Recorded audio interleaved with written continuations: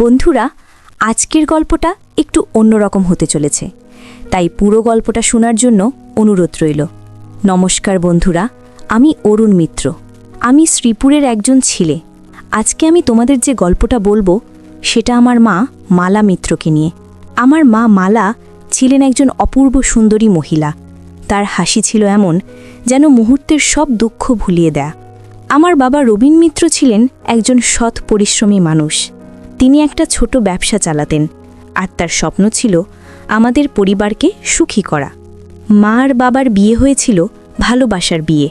শ্রীপুরের একটা ছোট্ট পাড়ায় তাদের সংসার শুরু হয়। তাদের মধ্যে এমন একটা বোঝাপড়া ছিল যা দেখে প্রতিবেশীরাও হিংসা করত। সেই সময়টা ছিল আমার জীবনের সবচেয়ে সুন্দর সময়। আমি জন্মানোর পর আমাদের সংসার আরও রঙিন হয়ে উঠল। মা আমাকে কোলে নিয়ে গান গাইতেন, আর বাবা আমাকে নিয়ে খেলা করতেন। আমাদের ছোট্ট বাড়িটা ছিল ভালোবাসার আশ্রয়। প্রতি সন্ধ্যায় আমরা একসঙ্গে বসে গল্প করতাম। বাবা তার ব্যবসার গল্প বলতেন, আর মা আমাদের হাসাতেন তার মজার কথায়। আমি তখন খুব ছোট, কিন্তু সেই মুহূর্তগুলো আমার মনে গেঁথে আছে। কিন্তু সুখের দিন বেশি দিন থাকে না, তাই না? আমার বয়স যখন 5 বছর, তখন বাবার ব্যবসা বড় করার জন্য তাকে শ্রীপুরের বাইরে যেতে হলো। তিনি আমাদের নীলপুরের বাড়িতে রেখে গেলেন, যেখানে আমরা আমার কাকা সমীর মিত্রের সঙ্গে থাকতাম। বাবা বলেছিলেন, এটা শুধু কয়েক বছরের জন্য, আমি ফিরে এসে তোদের আরও ভালো জীবন দেব। আমরা তাকে বিশ্বাস করেছিলাম। মা তাকে হাসি মুখে বিদায় দিয়েছিলেন, কিন্তু আমি দেখেছিলাম তার চোখে এক ফোঁটা জল। নীলপুরে আমাদের জীবন শুরু হলো। আমি স্কুলে ভর্তি হলাম। মা আমাকে পড়াতেন, আমার খেয়াল রাখতেন।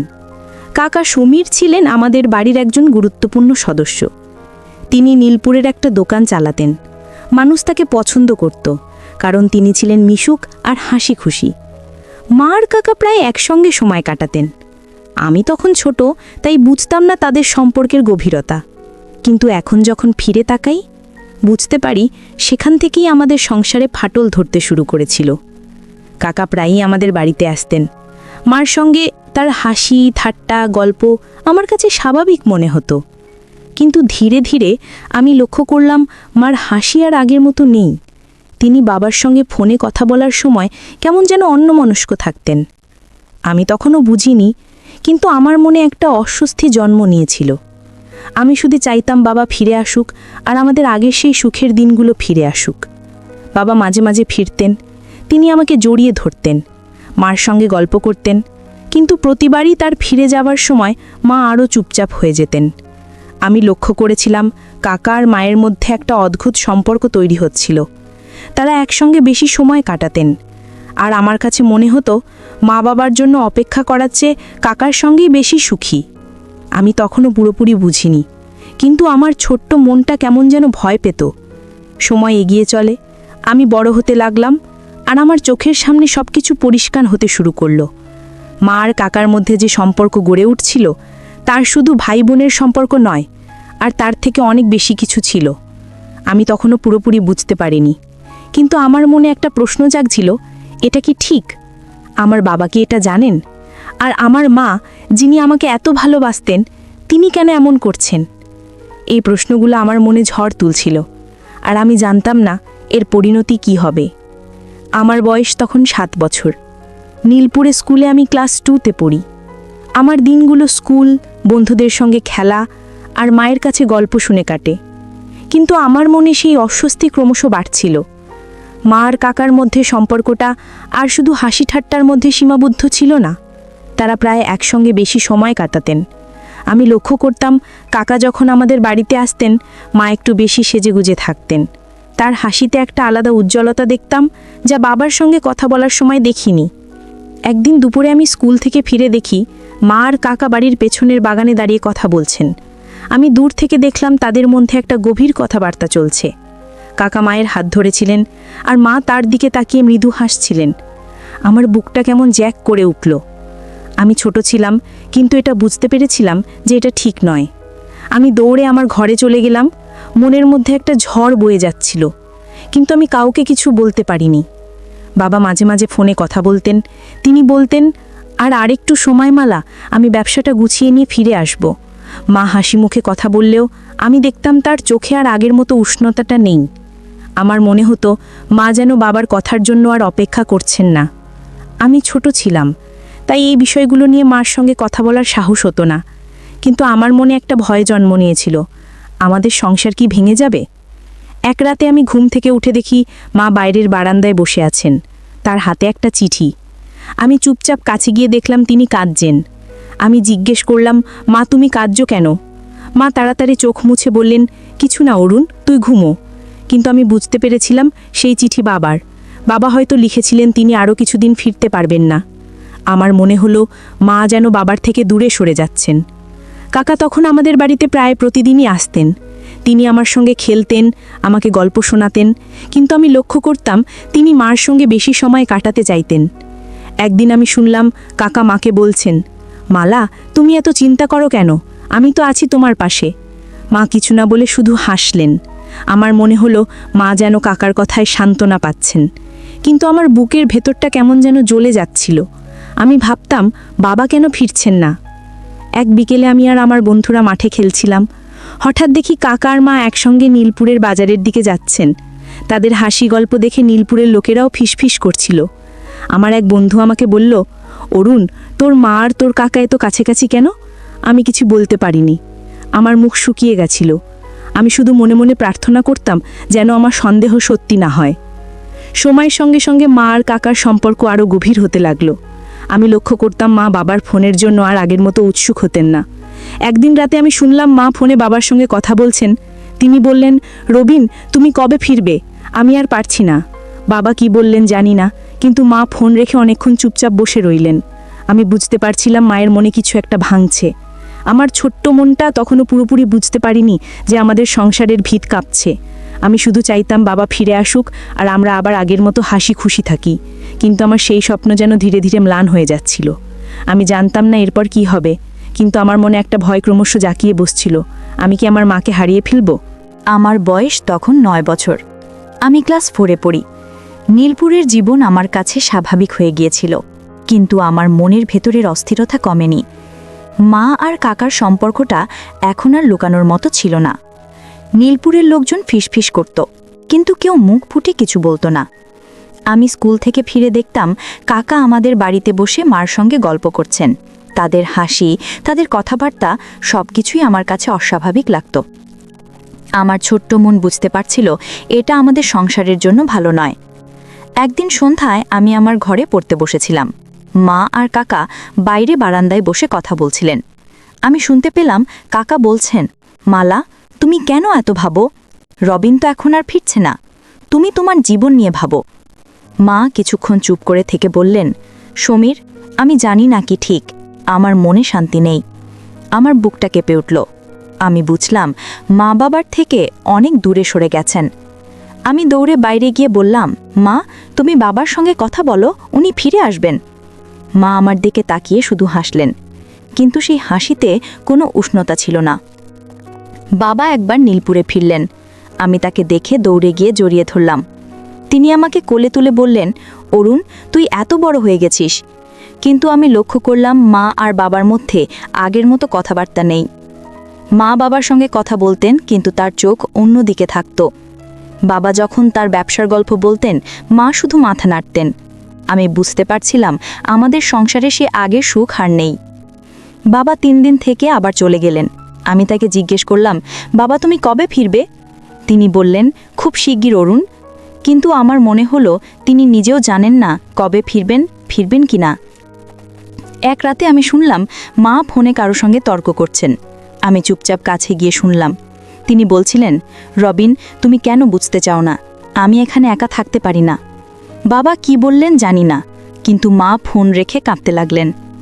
আমি তার কাছে গিয়ে বললাম, মা তুমি কাঁদছো কেন? বাবা ফিরে আসবেন। মা আমাকে জড়িয়ে ধরে বললেন, অরুণ তুই বড় হলে বুঝবি। আমি কিছু বুঝলাম না, কিন্তু আমার মনে হলো মা যেন বাবাকে আর চান না। কয়েক মাস পর একটা ঘটনা ঘটল যা আমার জীবন বদলে দিল। একদিন সকালে আমি স্কুল থেকে ফিরে দেখি মা আর কাকা বাড়িতে নেই। আমি প্রতিবেশীদের কাছে জানতে পারলাম তারা দুজনে শহরে গেছে। আমার মনটা খারাপ হয়ে গেল। আমি বুঝতে পারছিলাম মা আর কাকার সম্পর্ক এখন আর শুধু বন্ধুত্বের নয়। নীলপুরের লোকজনের কথাবার্তায় আমি শুনলাম, তারা বলছে মালা আর সুমিরের এটা ঠিক হচ্ছে না, রবিনের সঙ্গে এমন করা উচিত নয়। আমি কিছু বলতে পারিনি, শুধু মনে মনে ভাবতাম আমার বাবা কেন এখনো ফিরছেন না। একদিন রাতে আমি শুনলাম মা আর কাকা বাড়ির পেছনে কথা বলছেন। কাকা বলছিলেন, মালা, তুমি রবিনের জন্য আর অপেক্ষা করো না, আমি তোমাকে সুখী করব। আমি আর শুনতে পারলাম না। আমি আমার ঘরে গিয়ে কাঁদতে লাগলাম। আমার মনে হচ্ছিল আমি আমার মাকে হারিয়ে ফেলছি। আমি বাবাকে ফোন করতে চাইলাম, কিন্তু সাহস পেলাম না। আমি শুধু প্রার্থনা করতাম যেন আমাদের সংসার আবার আগের মতো হয়। কিছুদিন পর বাবা ফিরলেন। এবার তিনি অনেক দিন থাকবেন বলে এসেছিলেন।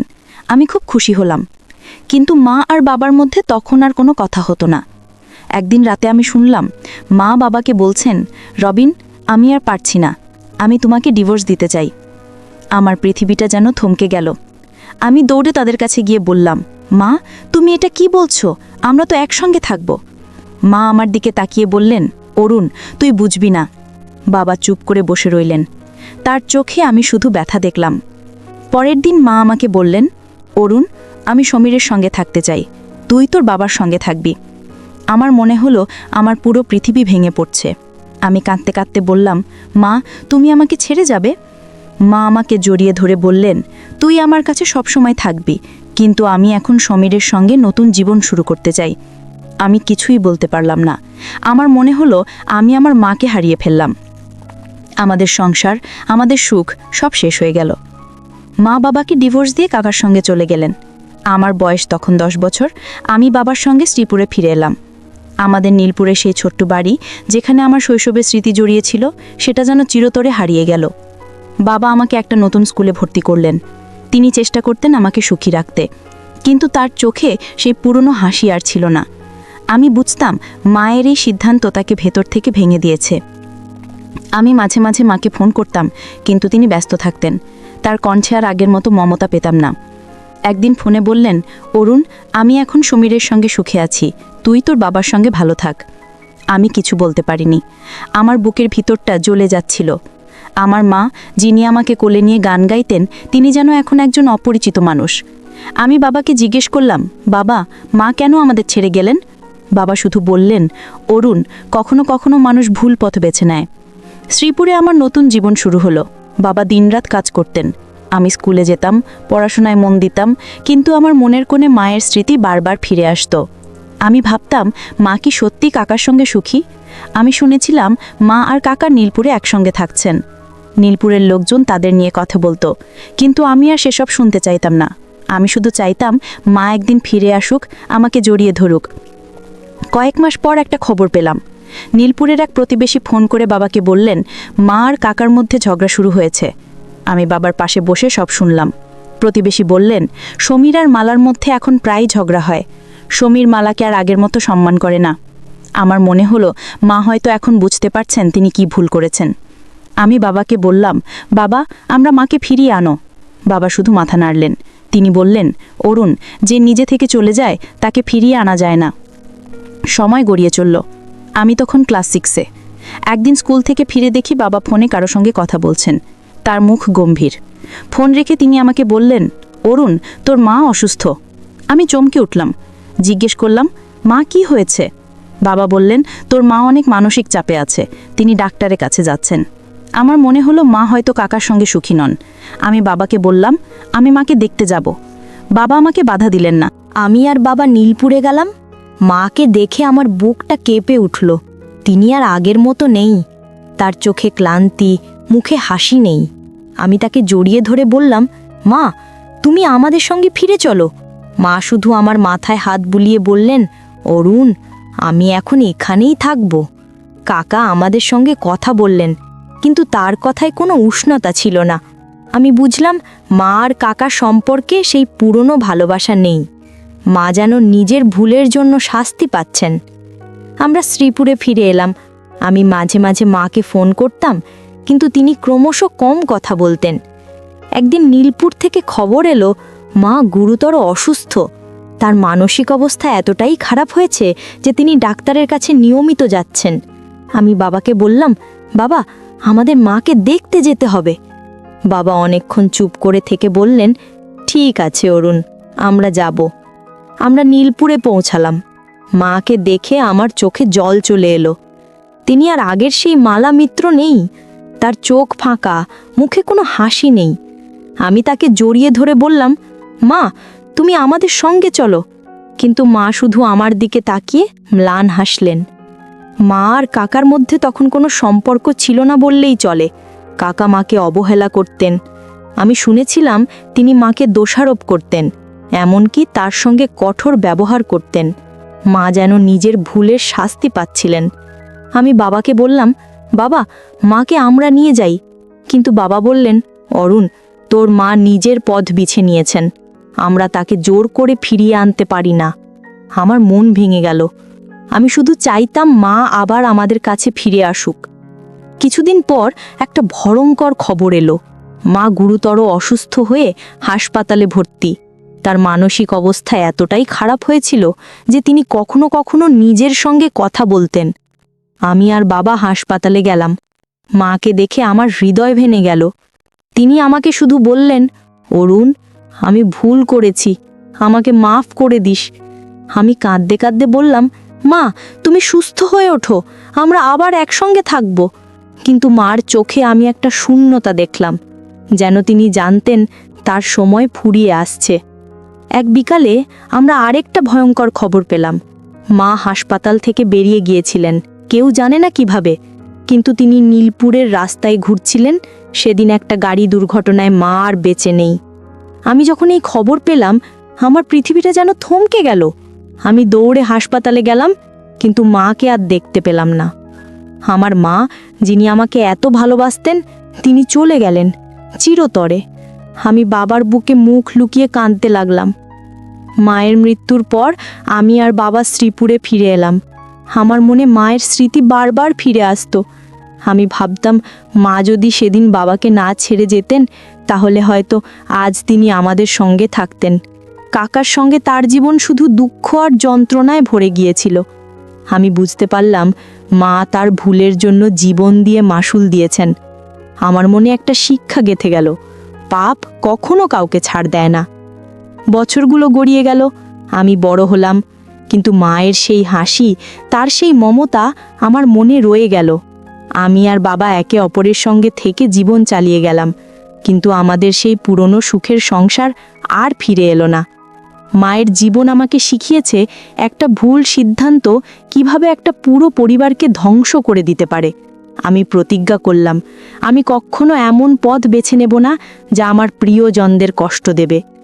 আজ আমি তোমাদের এই গল্প বললাম, কারণ আমি চাই না কেউ আমার মায়ের মতো ভুল করুক। ভালোবাসা, বিশ্বাস আর সততা, এই জিনিসগুলোই একটা সংসারকে টিকিয়ে রাখে। মা তার মোহের জন্য সব হারিয়েছেন। তার জীবন আমাদের শেখায়, সৃষ্টিকর্তা কখনো কখনো এই দুনিয়াতেই পাপের শাস্তি দিয়ে দেন। আমি আমার মাকে হারিয়েছি, কিন্তু তার এই শিক্ষা আমার সঙ্গে চিরকাল থাকবে। বন্ধুরা, ভিডিওটি ভালো লাগলে লাইক, কমেন্ট, শেয়ার এবং সাবস্ক্রাইব করে আমাকে সাপোর্ট করবেন। ভিডিওটি দেখার জন্য সবাইকে ধন্যবাদ।